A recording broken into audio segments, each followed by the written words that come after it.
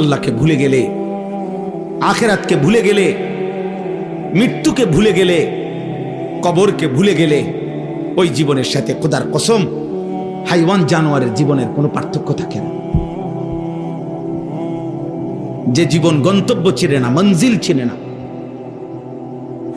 মঞ্জিল আখিরাত, গন্তব্য আখিরাত, থামবো গিয়ে আখিরাতে। মানুষের মৃত্যু হয় না, মানুষের শেষ হয় না, স্থানান্তর হয়। এই মৃত্যুটাও একটা স্থানান্তর, ইন্তেকাল। ইন্তেকাল মানে স্থানান্তর, মানে এটা এ পাশে ছিল, এই পাশে। মানুষ কখনোই শেষ হয় না। তোমার আমার কোনো শেষ নাই বাবা। ছেলেরা বলি আব্বা, তোমারও না আমারও না, কারো কোনো শেষ হবে না কোনোদিন, আর কোনো দিনে না।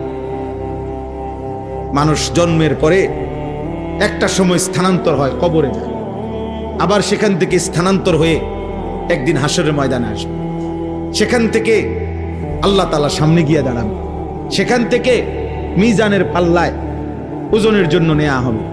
সেখান থেকে ফুলসিরাতের পারে নেওয়া হবে। সেখান থেকে ফুলসিরাত পার হলে জান্নাতে ঢুকবে, না হয়তো পড়ে গেলে জাহান্নামে ঢুকবে।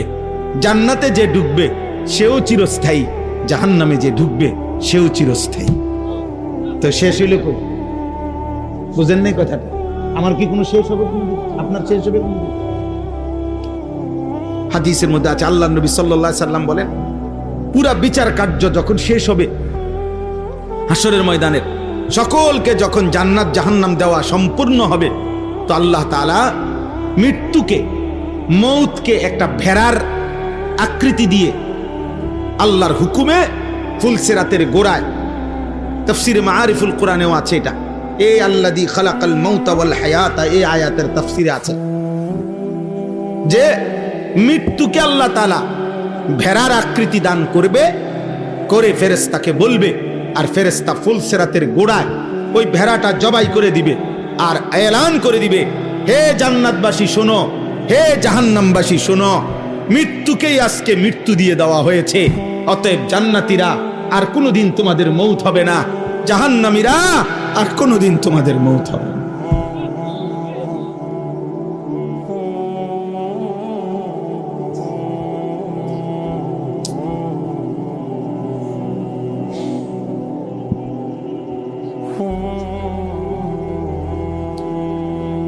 আয় কারীম মাফ করো। ইন্নাল মুজরিমিনা ফি আযাবি জাহান্নামা খালিদুন।